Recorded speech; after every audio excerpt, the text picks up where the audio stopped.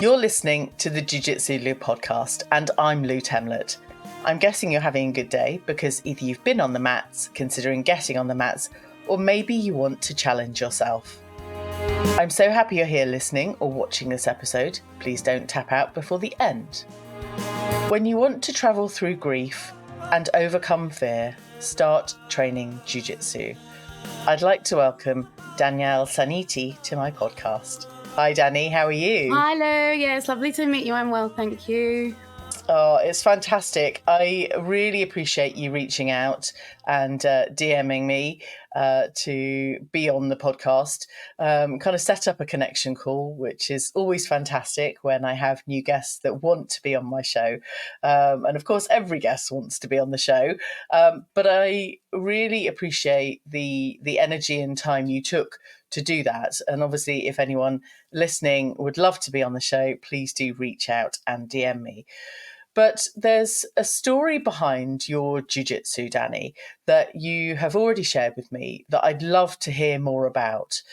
Now, you're a two-stripe blue belt, recently a blue two-stripe, and I'd love to hear how and when you started training jiu-jitsu.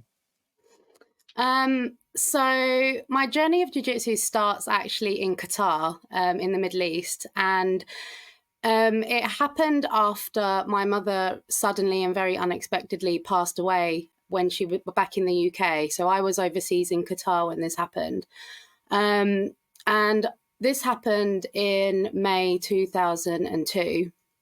And once she passed away, I obviously went back to the UK for like the funeral and everything. And, you know, hindsight's a great thing. I probably should have stayed in the UK longer. I probably should have stayed at home longer. I probably should have not gone back to work for a longer period of time, but it just didn't happen. I went back to Qatar. I actually went traveling for a couple of weeks just to sort of disconnect from the world. And when I returned to Qatar, it was, you know, the start of the school year. I'm a teacher, so I sort of went back to work. And during that time, I was isolating myself quite a lot. And I'd sort of, many things had happened, many things had changed. I'd moved home as well while in Qatar. And I just wasn't really reconnecting with anyone. But eventually a friend messaged me and just said, come and stay with me down the road for a couple of days and we'll just see how you feel, just so you're with someone. And I said, okay, you know, I'll come and stay with you for a couple of days, blah, blah, blah. She was like, bring some gym gear. You know, we're going to go to the gym. And I was like, absolutely not. Like, I can't even bother to wear normal clothes, let alone wear gym clothes. Wow. And so I went to stay at hers. And one day she was just like, put on your gym gear. We're going to the gym. We're going to jiu-jitsu. And I was like, what? Like, we're going where? To do what? With who? She was like, just put on some leggings, put on a t-shirt, like, just listen. And at that point, I was just like, do you know what? Whatever. Like, I don't know what this is. I don't know where I'm going. Fine. Got in the car, went with her, drove a few minutes. You know, in Qatar, I think it's really close. So she basically lived opposite the gym. So we went across. Amazing. And the gym had, like many jiu-jitsu gyms, the gym had floor-to-ceiling windows, like on entry. But in the Middle East, women train privately, so the curtains were drawn. So we turn up at this gym, it's quite dark, the curtains are drawn outside, I can't see anything inside. And she opens the door and walks through like a curtain, and I'm like, I can't see anything. And I walk in behind her and there's a little bit of like a barricade there. So I walk around the corner, and the way that I tell this story to friends who ask me how I got into jiu-jitsu was like I'd walked into some kind of weird version of heaven. It was white floor, white wall, white ceiling. And there were these it was a ladies' class. All these ladies were in just like these white outfits with different colored belts. And I just kind of stood there like, where am I? Like, what is this weird place? And there were two Brazilian coaches there, Gabby and Emmy. And Gabby's the black belt and Emmy was a brown belt at the time. And these two like beautiful women were just standing there. And I was just like, where am I? What is happening here? And I went to sit down and Emmy came straight over to me. She went, come, we're going to go and put on a gi. And I was like, put on a what? Cheese? Like, I was like, what are you talking about? And she took me into a back room. And she gave me a gi to put on. I put on the belt, everything. And I just trained that day with no question. I got on the mat, and I guess I can sort of describe it as a complete, I was empty, but in a good way. Like, I stepped onto the mat, and everything I was holding in and everything that was stopping me from healing disappeared. And it was like, I always say to people, it's like my mindfulness. Like, when I go, my mind is not full of anything. I'm just doing. And obviously that first session, you're kind of a bit like, okay, how do I scoot my bum along the floor like this? Or how do I lay on my back and shrimp from side to side? You know, your body doesn't know how to do these things. And I got through it, and I did it. And that was my first jiu-jitsu lesson. Amazing. I just am holding space for the grief that you experienced and the avoidance. I relate in a number of ways, kind of packing yourself off, going to disconnect, distract yourself from the pain of grief, because it really is quite a difficult situation for many of us to deal with. And you know, moving and all of the circumstances you had in Qatar, but then stepping into what felt like potentially a kind of an alternate heaven and a retreat place. I just want to honour, when I hear about gorgeous white or black mats that are just wall to wall, I go, oh my gosh, that sounds like amazing. You know, I love the aesthetic of gorgeous mats. Maybe I've got listeners that feel the same way, but it's quite pleasing to the eye. And that's what it was like. The room was glowing, and I was just sort of sucked in, really, to this dimension that the rest of the world didn't exist for that hour. And I was like most people that go for one session, whether you booked to that session yourself or ended up there accidentally like I did, it's never the last one. You always go back. I agree. I mean, similar situation. I kind of was dropped into a ladies club. Well, it was a mixed class, but ladies were training free for that month nearly 2 years ago, and I haven't looked back.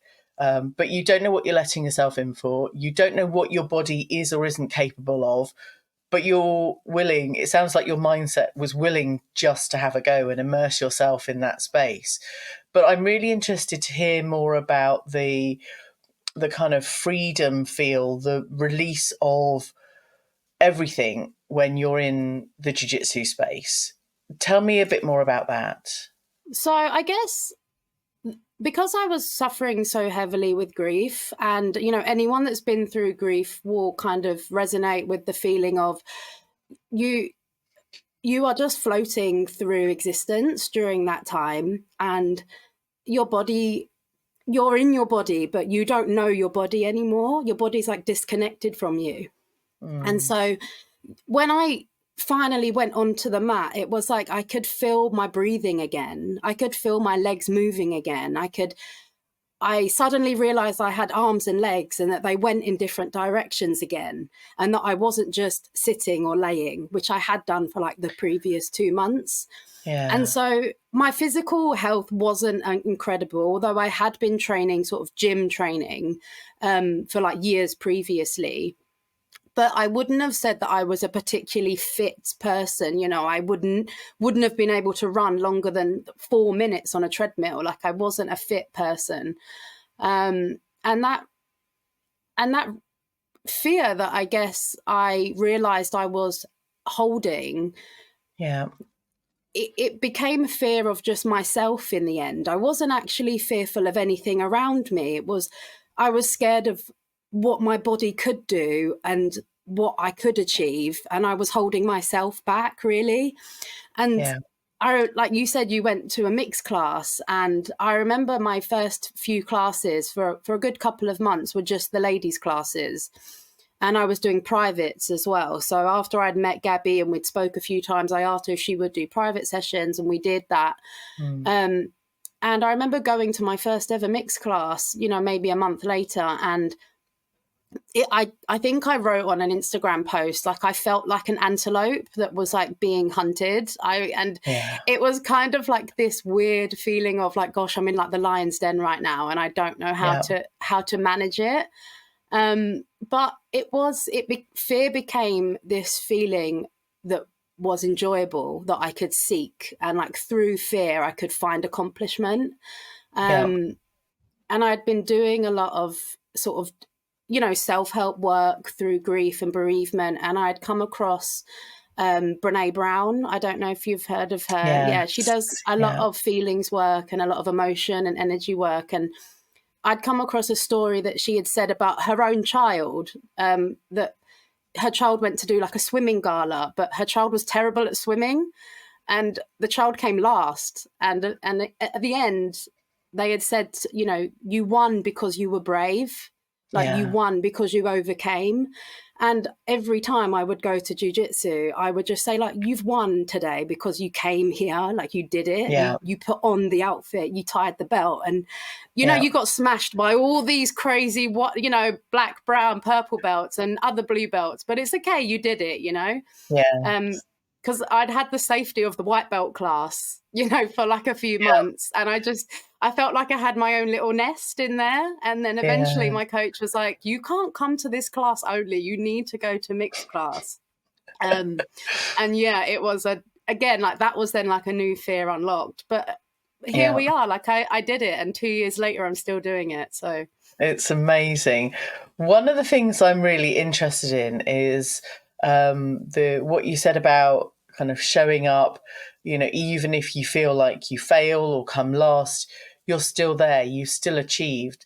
You kind of triggered memories of, my children taking part in sports day and maybe coming last, but they were still there, they still showed up.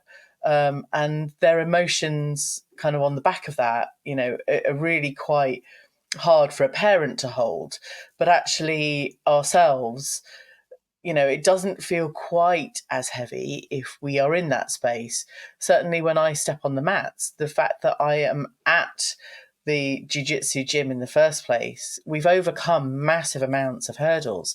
And in your journey through grief, you've overcome massive amounts of hurdles to be there and to show up. So I know that, I've got a number of listeners that only train in female-only spaces, and that's a really kind of wonderful place to be. I'd love you to talk a bit more about the female-only space and how supportive, nurturing, without putting words into your mouth, how that felt for you at the beginning of your journey. I guess in the beginning, I felt like I needed that kind of female-esque camaraderie, and like I needed to be in an energy space that wasn't fueled by who could be the hardest at this or who could be the biggest at this. And I needed to be in a space where you were held emotionally, and not only emotionally but physically. And when I started training, and I obviously had Gabby and Emmy, and now I've come to learn it's quite rare to find a black belt coach in the UK that's a woman. Like I've been to a few different gyms, and although I have come across it, it is like 1 in 10. I don't see it very often. So when the fact that I was training with a world champion, like someone that had won in IBJJF and AJP gold at their category, it was, you're not only are you just all of a sudden inspired by this sport and this person that you've never met, and you don't even know why you're inspired because you don't even know what you're doing to begin with. I think one thing that probably I didn't mention is that because I was a teacher and I was a leader at school, I was always in control a lot of the time. Yeah. And I found it, maybe just my personality, I found it quite difficult to take instruction from men. Maybe that's just me. Maybe that's just my personality. And when I stepped onto the mats and it was these two women, I just felt like, yes, I can listen to you because I know that you're going to hold my emotions and my needs really, really gently. And the ladies on the mat, I started obviously white belt, and another few ladies started around the same time as me, and we just instantly became, like, gosh, we're just going to get beat up today. And it just became like, like the running joke of like which one of us would die first, or who would look the worst at the end, and you would take your before and after photos and you would laugh along with it. And you'd be like, see you tomorrow, because nobody doesn't go to jiu-jitsu the next day. Everybody just keeps going every day. So, it just became like this meeting place where we would find each other every day. And it wasn't, I'll see you for a coffee. It was like, I'll see you for jiu-jitsu. And it just being in that space, and it was private because, like I said, in Qatar, the curtains were drawn, the door was locked. It was just us, it was just our squad. And one day next to the gym was like a bathroom, and I went into this bathroom one day and there was a girl sitting in there, and she was wearing a rash guard, and obviously I had no idea who she was. I'd never seen her before in my life, and she was just sort of hanging around in the bathroom, and I was like, are you coming to the gym? She was like, yeah. I was like, come on then, like, let's go, like, class has started. She was like, oh, okay. Like, but instantly, like, it was like I knew her because I knew she was going to jiu-jitsu. So I just sort of picked her up and brought her in. And a few weeks later, everyone was like, oh, so how long have you known her? I was like, well, the same length of time you have. They were like, we thought you knew each other. Like, because when you came in, you were like laughing and you were rolling together. Like, you had a nice energy. And I was like, no, I just met her like 2 minutes before. Yeah. I think it was magical. It's so amazing because the jiu-jitsu community, it does feel like, certainly amongst other women, that we connect and we feel like there's a knowing. There aren't that many of us in the big scheme. Obviously, we're, part of this show is encouraging more women to start training, to bring their families along, to really experience the joy and excitement that jiu-jitsu can give us.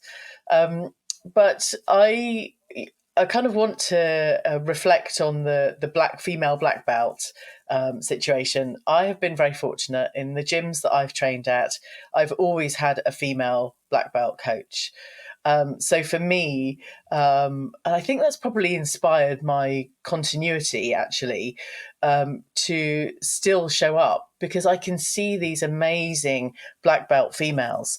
And one day, maybe in my future, that might be me. And I think it's really important to have high-ranking female jiu-jitsu athletes in and around our space to inspire us. Certainly, I always reference BJJ Betty, who's based in the US, and her stories about starting when she was 54, and now she's in her 70s and a black belt and involved with all sorts of amazing things with jiu-jitsu. But it really is inspiring to see so many other females in our space doing and being and succeeding and just showing up every day. I think that's just so important. So Gabby is incredible, not just as a jiu-jitsu athlete, but just as a person. We're quite close now because she's left Qatar to go back to Brazil, and then I left to come back to the UK, and we maintained quite a close friendship from that. But in the beginning, when I first started training, she was the anchor that kept me going. Yeah. I think because she was so steady and constant, and her emotional capacity just stayed neutral and constant. It was just such I needed to be around people that weren't mourning me, that weren't sorry for me. That didn't constantly ask me, how are you? How are things? And when I would go to the gym, she would just be like, Dani, no, that's wrong. Do it again. And I just needed this. I needed this kind of tough love, that I needed someone to be like, you can do that again. You can go harder. You can do it faster. You can do that better. And I needed someone to keep telling me to get back up again. And that's what she did for months and months and months. And then we started training privately. And when we were training privately, I was still a white belt, obviously, when we started training. And I said to her, like, oh, I don't know if you knew, but the reason I started training jiu-jitsu was because my mum passed away. And she said, I knew. She said, I did know. She was like, your friend who had brought me to the gym had told me. But in all that time, she hadn't mentioned that in a way that was detrimental, and she hadn't used it as a way for me to get away with anything. She treated me the same, and she wanted me to succeed the same as everyone else.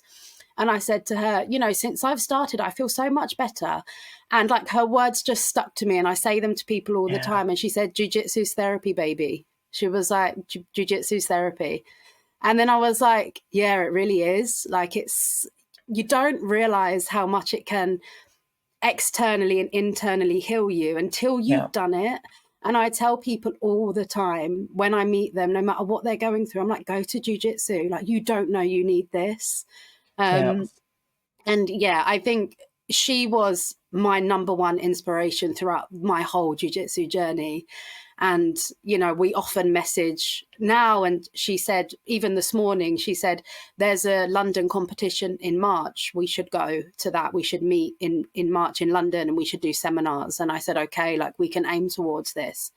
And yeah, I traveled with her to a few competitions. We went to Milan together, and we compete there. And when we were in Qatar, we did a few competitions in Qatar.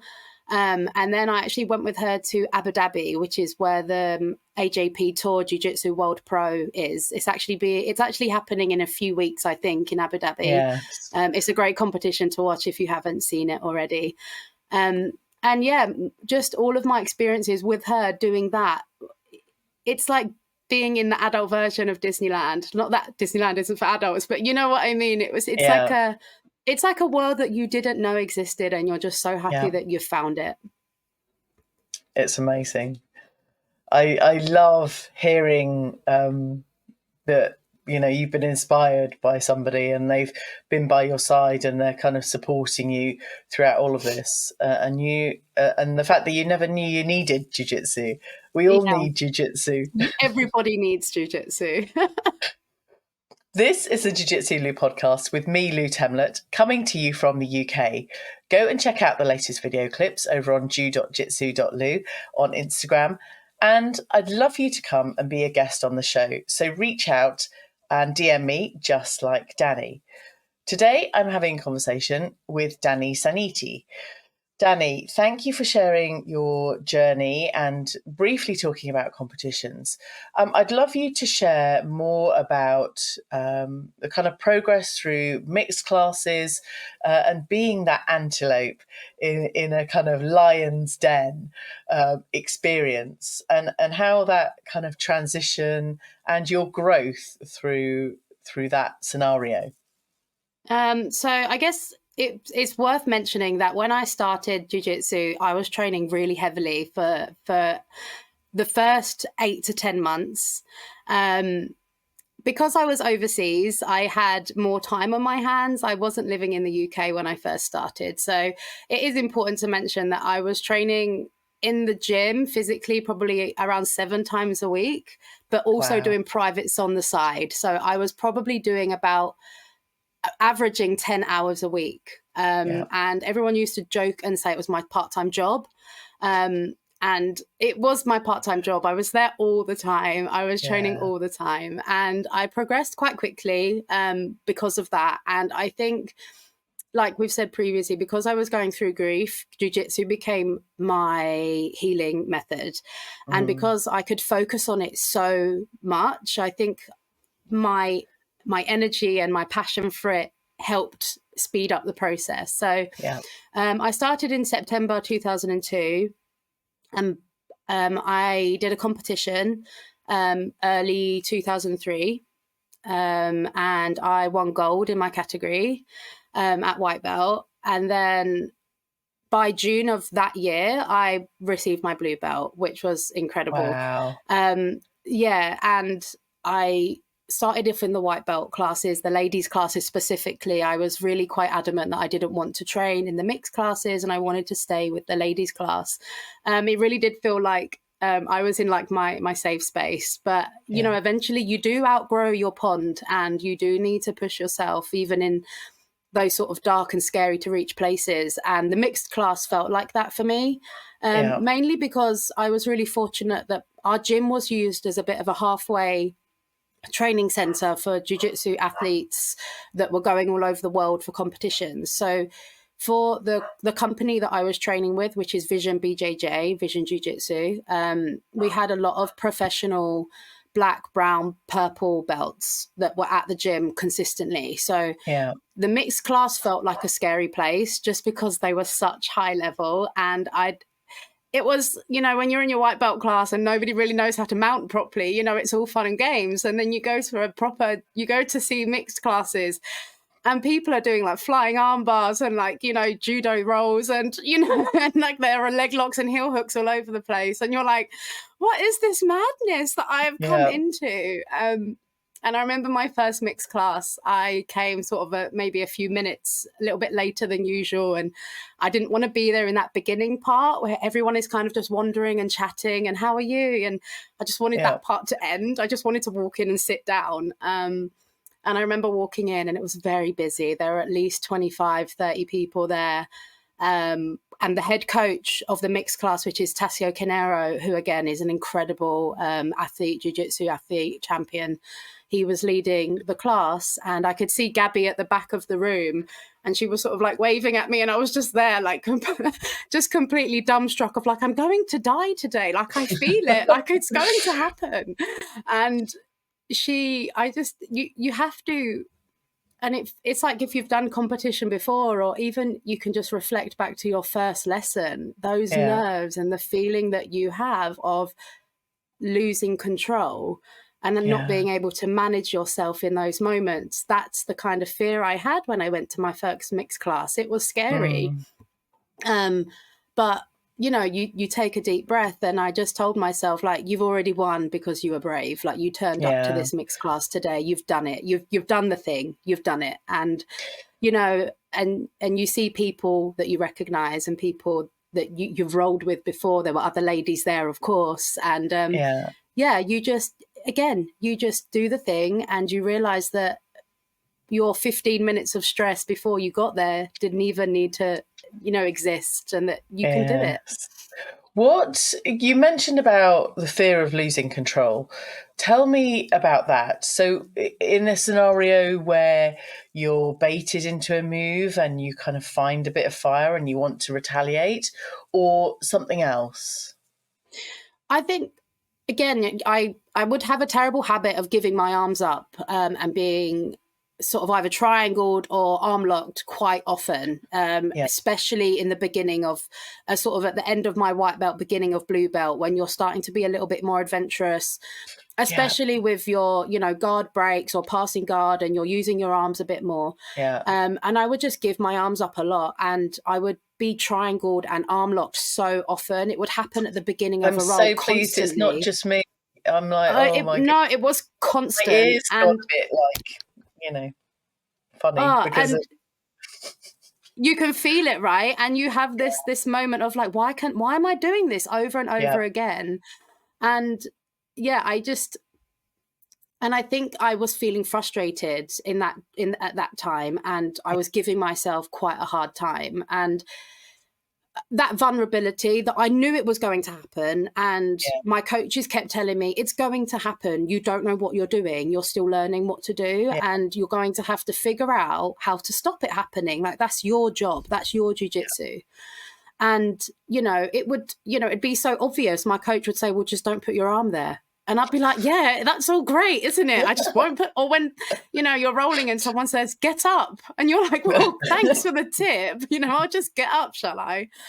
But yeah, you persist. And I just kept feeling like I needed to put myself in those moments and like those kind of not dangerous, but those moments where you're not going to achieve, that you're going to fail, but through those moments of failure, you're learning at every point.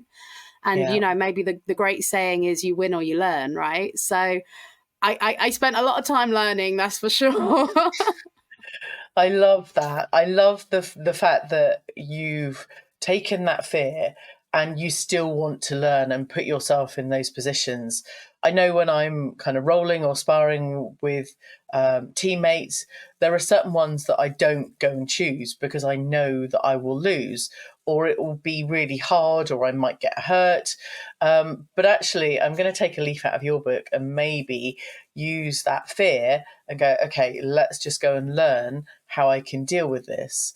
I was on the dance floor last night, completely enjoying myself. I haven't danced for a while since I've been training Brazilian Jiu Jitsu, but it's my first love. And I often, I'm a very experienced dancer of 40 plus years. So for me, getting on the dance floor, seeing how some of the kind of leads, usually men, dance, and I will choose some of the very experienced male dancers. But actually, last night I ended up almost karate chopping a very experienced dancer, and so I'm like, okay, let's not go with the experienced ones. Let's not use my energy. So I had to gently walk away from that particular partnership and try something else. So maybe that's my learning, that the energy is palpable in those situations, and you have to decide on those days, do I want someone who's going to match my energy or challenge it, and sometimes matching your energy can be a flow. You can work symbiotically through your jiu-jitsu and it can be a beautiful role, or you need someone that's going to challenge your energy in those moments and help you learn, and both have their place, I suppose. Yeah, because I'm at a point now with my sparring where I feel like I'm not exerting any energy and I'm just holding position, but it feels really boring. I don't feel like I've got anything out of that session because I'm not kind of gassed at the end of it necessarily. That's not necessarily what I want, but there's some more. I can give more. So maybe I am now at the point where I need to challenge myself. So and pushing your boundaries and your own limits within reason, of course. Yes. So the competition wins. You've got a number of gold medals. It sounds like you started very early. Now, it sounds like there's been a gap in your jiu-jitsu training. Yeah. Tell me about that. So my jiu-jitsu training, like I said, was really consistent and really ongoing for, around a year and a bit. And then I was decided that I was going to leave Qatar. So I was going to October, November of last year, I decided I was going to leave Qatar anyway and sort of finish my career there and come back to the UK.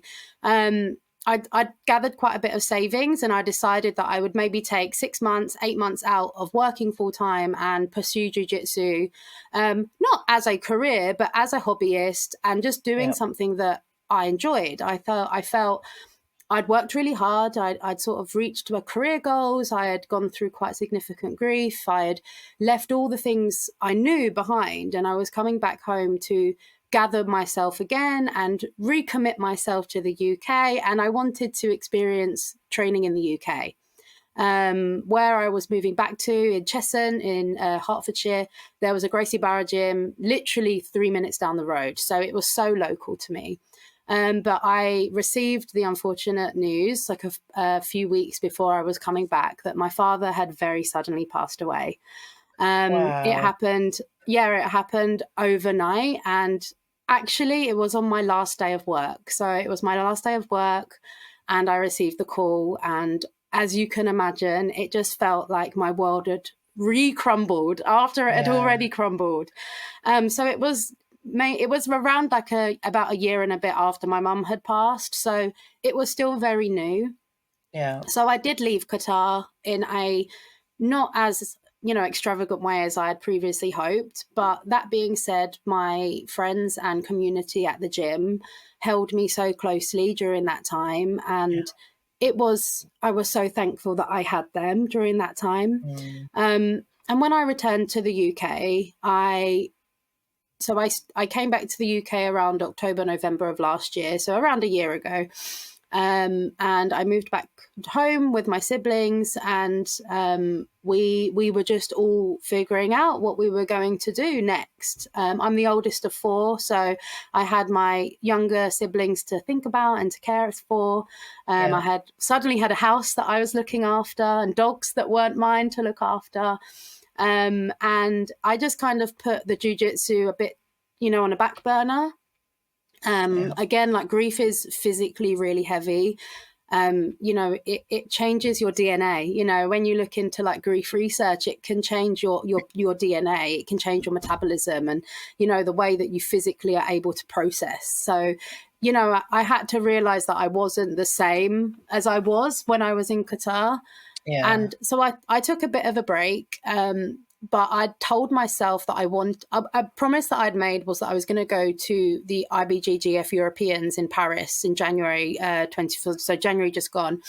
Yeah. And initially I wanted to go to compete, but after everything that happened, I just stopped training. So I didn't train from end of October till by January. I just wasn't ready to compete. But I went anyway. I saw all of my friends and my coaches. And yeah, I went to Paris anyway, and I got to see all my jiu-jitsu family anyway. After Paris, I came back to the UK, and I thought, you know what, I'm just going to go back. I'm going to see and just do a few sessions. I went to the gym early one Sunday morning, open mat time, and it was a little bit before the class, so nobody was there yet apart from the coach. Yeah. And I met him, and he had such a great energy. And I told him it kind of just blurted out everything that had happened. That, I was just like, I'm here. I'm sort of going through a bit of grief. I'm here to train. And he was like, oh, what belt are you? I said, oh, I'm blue. And he was like, okay, have you ever helped out in any classes before? I said, well, no, I haven't. I've never helped in any classes. I was like, but I'd love to volunteer. Like, if you're happy to take on volunteers. He was like, why don't you come and volunteer and like help out in one of the kids' classes? And I said, okay, yeah, I'll do that. Like, I'll come and just be there. And then again, a new jiu-jitsu journey started. I became sort of an assistant coach for the kids' classes. And that was sort of my reintegration to jiu-jitsu. And I could see, like, in these young children, young as 4, doing things that as a 30-year-old, I was like, oh, I'll never be able to do that. And I could see 4-year-olds doing it. Yeah. And it was, again, just like this really humbling and beautiful experience of, fear is really adult made. We make up what fear is. Children are not fearful at all until we tell them to be fearful. Yeah. And again, it was just this magical moment of, I can overcome this fear. I can do this again. I can be back here again. Yeah. So yeah, from January, again, like, almost a year ago, I started coaching or assistant coaching in like the kids' classes twice a week. And I've been doing that now since then. So, every week I do around 5 hours of assistant coaching. And yeah, I now train, pretty regularly at the gym in Cheshunt as well. Oh, amazing. I love hearing you talk about the kids not having a kind of an awareness of fear, that it's a learnt behaviour as we kind of progress through our adult life. And certainly I see that with my children. They have, an energy to take part, to be able to do the things that, we still do. And actually I do get caught in head and arm triangle by my youngest, which is often quite fun. But I think it's absolutely, delightful to hear the reward that you're experiencing through coaching young children, and kind of echoing your teaching career as well. I think, it's really important to have inspirational individuals like you taking part and being there for others, because in your journey you've had other people be there for you, which I think is really, sounds like it's kind of formed your being within the jiu-jitsu world. Yeah, it's nice to be able to replicate that support and now put it back in the place that I initially got it from. Yeah, that's so cool. We still long for the white wall-to-wall mats, though. I'm kind of dreaming now. They're blue now, and I do love it, but it's nothing like that first moment of thinking I'd walked into some kind of jiu-jitsu heaven. We do love blue mats. And of course, being blue belts, everything is quite, colour coordinated. I do love that too. It's my new favourite colour. I remember during my university years, I was a big kind of blue energy person. But now, it feels like I've kind of re-arrived maybe I'm kind of, returning to my 20s and enjoying life as a energetic kind of blue belt. Yeah, exactly. What have you got coming up over the next kind of year? Because you mentioned March in somewhere in London. There's a competition, next year in London, Which competition is that? Because I believe it's the IBJ. I think it's the IBJJF one. It's not the Europeans because that's in Portugal, I believe. It may be an AJP. I need to double check, but it's definitely early next year. I'm wondering, so in one of the conversations I've had, I've got my IBJJF card, which obviously you need to register every year and pay your kind of fees. And I had my first match in Barcelona in May. So a part of my promise to myself that I would get, I can't believe I'm saying this on air, that get another IBJJF competition in the bag, but now my ears have sprung up with March 2025. So if it is IBJJF, then I might well, see. Yeah, I mean, definitely check on the calendars, but for sure there's one in London nearly next year, and I'm gonna very much attempt to go. I think for me now, I'm just trying to get back my confidence after sort of being going through so much in the last couple of years. And anyone that's been through grief knows there's such a cycle. Like you can be fine and then you're just not. But I'm in like a very good cycle right now. Things are really sort of bright and positive.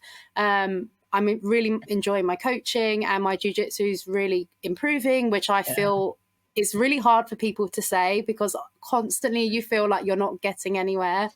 But over the last month, I've felt really positive about it, which is, rare. So often you feel like I said, that you're just kind of stuck in the mud. Yeah. And I'm hoping towards the end of this year, I will submit my applications or my submissions for my comps next year. Fantastic. I will take another leaf out of your book and follow in your great inspirational steps in registering for another competition. Okay, that's out there now. Dani, it's been absolutely incredible talking to you. Thank you so much for reaching out. I feel like we've had a really beautiful conversation, and I just want to thank you for sharing your journey in the hope that others can find some inspiration or just be held in space, that, we're here as well to support, which I think is really important. Yeah, for anyone that's struggling or feeling a little lost, go to jiu-jitsu. I love that. Every message, just get yourself on the mat. Go to jiu-jitsu. Literally, doesn't matter. Okay, that's good. I'm going to use that. I'm meeting up with some friends later. I'm just going to say they're kind of lacking energy, and it's like, where'd you get your energy from? Oh, maybe that's jiu-jitsu. Okay, I'm not sure my friends are going to on a Tuesday afternoon. Yeah. Dani, thank you so much. We'll catch up again welcome. Soon. It was lovely to meet you. I hope you enjoyed this episode. Thank you for telling your friends about this show. And as soon as this episode ends, I'd really appreciate you dropping the show a rating and a review. Thanks again for listening. Catch you on the next episode of the Jiu Jitsu Podcast.